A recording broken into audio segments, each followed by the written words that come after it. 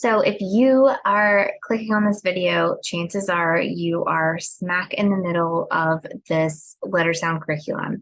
You are in week 4. And week 4 is a week that you could easily choose to overlook. You could say, I know where they are. I don't need to spend a week assessing my students. I want to keep moving. I want them to know their letter sounds. I want to move on. But I want to encourage you to really think about progress monitoring and what that means. So when we progress monitor our students, we are giving them that one-on-one time to where we can say, okay, my students know B, M, R, S, and A. On paper, I can check it off, but are they automatic? How do we know unless we are actually assessing them one-on-one, right?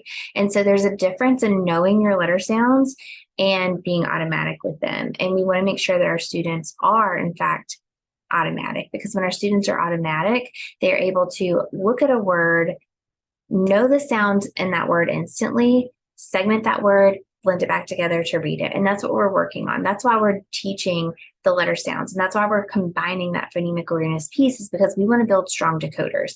And so I want to encourage you to really think about this progress monitoring in that way, because you want to be able to know exactly where your students are and if they're ready to move on.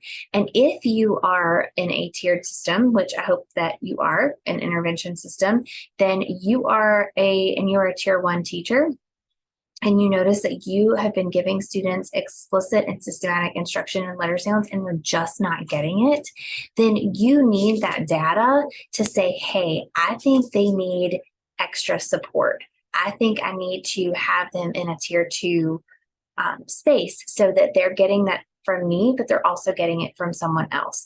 And so taking the time to do this can be a little bit scary because it's kindergarten. And if it's at the beginning of the year, then you're already kind of working through trying to figure out their routines anyway, so that you can run your small groups. And so you're probably thinking, what do I do with the other students if I'm pulling students one-on-one to do progress monitoring with them? And this is a great time to review. And I think this is something that we also think about when we're teaching letter sounds, is we teach them and then we can not worry about them anymore. But students need multiple exposures to letter sounds. So this is a great time to pull in centers that you've already used with your students. Pull those in, drop those in that bin, and let them do those.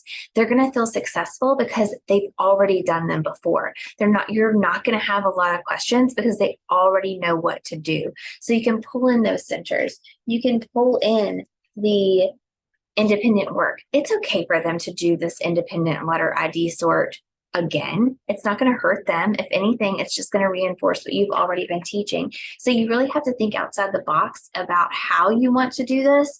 But if you throw some things into the centers they've already done, and you throw some things into the independent stations that they've already done, or their independent work, and you add some of the worksheets that they've already done, number one, they're going to feel successful. They're not going to come to your table and bother you with questions because they're going to know exactly what to do.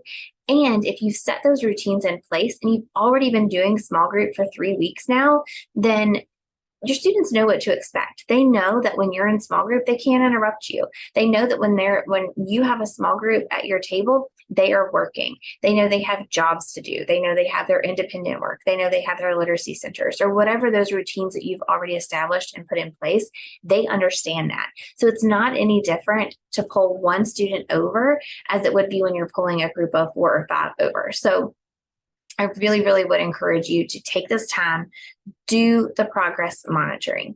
If you want to know how to give this assessment, go into the assessment tab. There is a video there that walks you through exactly how to do this assessment and how to look at how you can group your students based on that assessment. And once you do that, then you really need to regroup and say, do I have the right groups? Does Sam need to move up a group? Does Annie need to move down a group? What is this data telling me? And then you're going to regroup. You're going to do that during your week 4, which is right now, and then you're going to move forward into week 5 with your students, okay? And so just think about the data that you will receive. And if nothing else, you're going to receive data that says, hey, I'm doing the right thing. I'm working my kids through this, and they're doing well. And that's going to be a reinforcement for you to keep going as well. And so just to recap, you want to do the progress monitoring. You want to do it because you want to know exactly where your students are, but you also want to catch those students who are still struggling so that you can get them in that tier 2 intervention. You want to make sure that the students that are not coming to the table to test with you that certain day or that certain time, that you're doing activities that they are familiar with and that they are able to do independently so that they're not interrupting you. And you just want to make sure that once you gather that data, you really look at your students as a whole and make sure that you have your students grouped appropriately. And so again, if you want to know how to give this assessment, what this assessment is all about, you can go into the assessments tab, the assessments folder, which would be the pre-assessment folder. And there's a video in there for you that shows you exactly how to give it and how to kind of analyze that data. So I hope that you found this video helpful for week 4 in your progress monitoring. And I hope that I convinced you to definitely do the progress monitoring because it is so, so important, especially when we're building those foundational skills for our students.